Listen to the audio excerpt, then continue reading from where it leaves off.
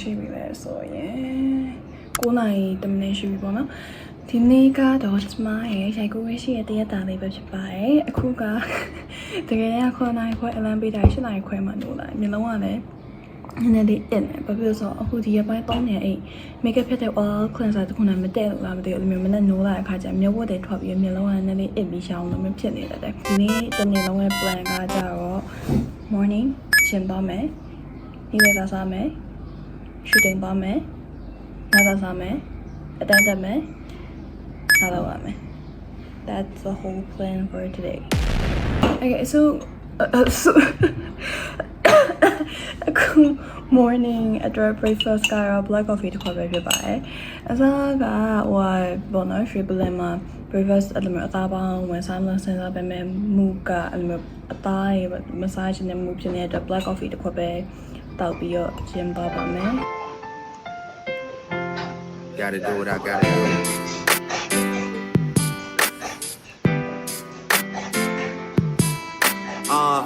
All my exes live in Texas like I'm George Strait. Or they go to Georgia State where tuition is handled by some random nigga that live in Atlanta that she only see when she feels obligated. Admitted it to me the first time we dated, but she was no angel and we never waited. I took her for sushi, she wanted to fuck, so we took it to go. Told him don't even plate it, and we never talked too much after I blew up. Just only hello, happy belated, and I think I texted her and told her I made it.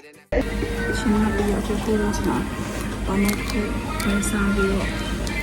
စားဖြစ်ရတယ်ဘယ်ဆိုတဲ့ဟာလည်းဒီချိုးကောင်းရှော့ဘာနဲ့ကိုတော့အစားရအများတော့ခုလို့စတဲ့စားနေတာစားအရင်ဖြည့်ထားရတယ်ပြီးတော့မချမ်းမာရတယ်ဒီပိုင်းတော်လေးမချမ်း access ဖြစ်နေတော့မချမ်းတော့မနေနိုင်တယ်တော့ခါကဒီနားမှာဆွေးဘာပြောင်းလို့ဖြစ်နေတာတော့ပြီးပိုက်ကိုထိချင်ခွင့်ကြကိုရော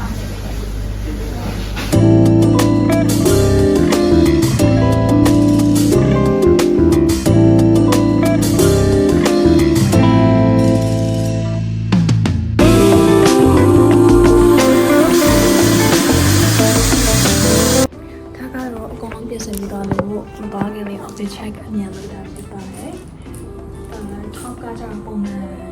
ရက်ပြီးပါဘယ်လိုကြောင့်လဲမလို့ရချွန်လာရဲ့အင်ဂျင်ထိပြီးတော့ဘောကထူထောင်လို့ပေါ့နော်။ Gary AR ရဲ့ပြင်ထူတော့ဆောင်ရစစ် and then this only was the ha yeah ဒီတိုင်းရဲ့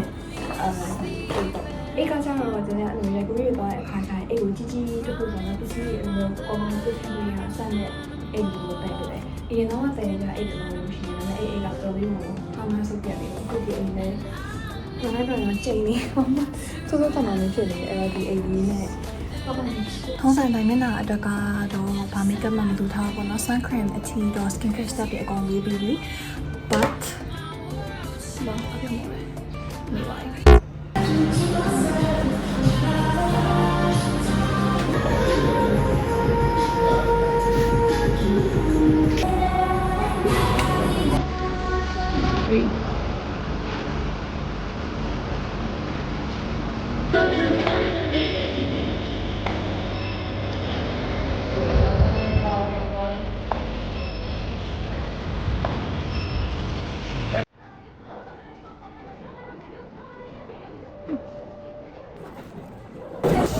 ဒီအပြင်မှာတော့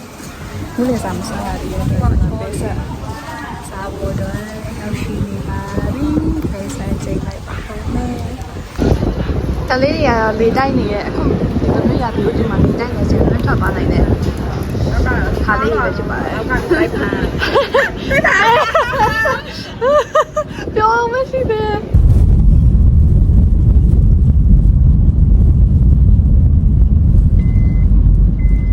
နောက်ဆုံးမှစမအိမ်ပြန်ရောက်ခဲ့ပါပြီဒီနေ့က outfit ကတစုံမဲရရတယ်ဆိုတော့အဲ့လောက်ကြီးမတင်တော့မှလည်းတခြားပုံမှန် photo shoot တွေဆိုင်ရအနည်းဆုံး outfit ကနှစ်စုံကနေပြီးတော့သုံးစုံလောက်ထိရိုက်ရတာဟိုအဲ့တော့ဒီမှာမီးကဘာလို့ဖြစ်လို့အဲ့လောက်မှောင်နေရ Okay မောင်မဲနာပဲကွယ် Okayပုံမှန် photo shoot တွေဆိုရင်က outfit ကနှစ်စုံကနေသုံးစုံလောက်အထိပဲပုံမှန်ရိုက်ကြတာဒါပေမဲ့ဒီနေ့ photo shoot ကကြတော့တစ်စုံပဲဆိုတော့အဲ့လောက်ကြီးလည်းမပင်ပန်းဘူးပေါ့နော်ပြီးတော့ shooting ကခိုင်းမနက်9 နာရီလောက်ခရေကကောတိုင်းထပ်စားရင်ဒီနေ့ကနေ့လယ်တနာရီမှ call time ဆို easy ပေါ့အခု6ခွဲရှိပြီပေါ့နော်9နာရီကြာရင်အတန်းတစ်ခုတက်ဆရာရှိသေးတယ်7နာရီခွဲမှပြီးမှ8နာရီခွဲပြီးတော့မှအကောင်လုံးရေချိုးဒီဟာရဲ့လက်ပြန်ဖြုတ်ပြီးတော့ကောင်းရှော့နဲ့လုံးဝ rest လို့ရမှာပေါ့နော် maybe အကယ်၍စိတ်ပါသေးရဲ့ဆိုရင်တော့စာလေးနည်းနည်းတော့လုပ်မယ် yeah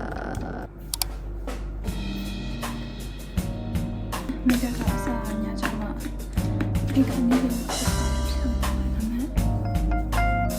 ဝတ်ချန်တော့ရဲ့အဲဆိုတော့အောင်ပါကဲမဲ့အကောင်းတော်လာတော့ပြောတတ်ဘူးဆရာမသူ့စီမှာလည်းဒီနေ့နီးပြတ်နေလို့အတန်းဟိုကန်ဆယ်လုပ်လိုက်မယ်အစားရပြင်မမီတော့အတန်းမတက်ချင်နေတာနဲ့အတော်ပဲပြတ်သွားတယ်အဲ့တော့အတန်းကန်ဆယ်ဖြစ်သွားပေမဲ့လည်း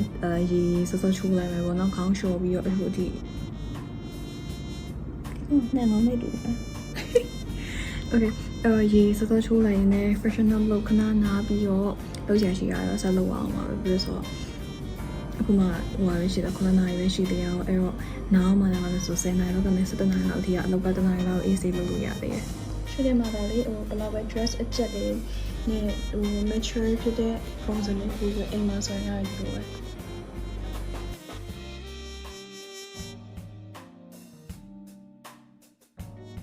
ဆိုတော့တကယ်အများကြီးပဲနေကြရပေါ့နော်ဒီ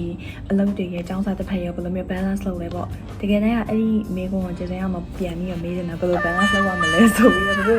ကိုယ့်ဘာသာကိုယ်မှာတော့တိုင်ပတ်နေရပေါ့နော်အဲ့တော့ဒါပေမဲ့အခုဒီနောက်ပိုင်းမှာကျတော့ဘယ်လိုမျိုးနီလန်းတစ်ခုကိုသွားတွေ့လဲဆိုတော့ဟိုအရင်တော့ကဒီကျေစင်အလုပ်တွေစမလုပ်ဖြစ်ခင်တော့စအောင်တေချာလုံးဝ focus လုပ်နိုင်တဲ့အချိန်တော့ဆိုရင်အဲ့လိုမျိုး to do list တွေအကုန်လုံးsticky notes တခုခုမှချရေးထားတယ်ချရေးထားပြီးတော့အဲ့ဒီဟာကိုလောက်ရမယ် list တွေကိုကြည့်ပြီးလုပ်တယ်ပေါ့နော်အဲ့တော့အဲ့ဒီ method ကိုပြန်သုံးပြီးတော့အခုလိုမျိုး notebook ထဲမှာတပတ်စာပေါ့နော်တပတ်စာကိုအချိန်လေးပေးပြီးတော့အဲ့လိုချရေးထားတယ်ဟိုဘယ်အချိန်ကနေဘယ်အချိန်ဆိုတာအစားပေါ့အဲ့လို timeline တစ်ခုလေးနဲ့ခွဲပြီးတော့အဲ့တော့ဒီလိုမျိုးလောက်တာလေးကကျစင်တော်တော်လေးကိုအထောက်အကူဖြစ်တယ်ကိုယ့်အတွက်ကကြတော့ဟိုဘယ်အချိန်မှာဘာလုပ်ရမလဲမသိဘဲနဲ့တွေ့ဝင်နေရထက်ဆိုင်အခုလိုမျိုး timeline လေးနဲ့တေချာလေး schedule ချလိုက်တော့ငါဒီချိန်မှာဒါလုပ်ရမယ်ဆိုတာကိုသတ်မှတ်ထားပြီးသားဖြစ်သွားတဲ့အတွက်ကိုယ့်အတွက်လည်းကမဖြစ်မနေရောပေါ့နော်နေ့ရက်တိုင်းအဲ့ဒါကြောင့်မို့လို့ဒီလို method လေးနဲ့ရောအခုလောလောဆယ်ကျစင်လုပ်ဖြစ်နေရပေါ့နော်ကိုယ့်အတွက်လည်းအဆင်ပြေနေတဲ့အတွက် so ကျစင်ရဲ့တရက်တာကိုတဘောကြနှစ်သက်လိမ့်မယ်လို့ထင်ပါတယ်See you in the next vlog.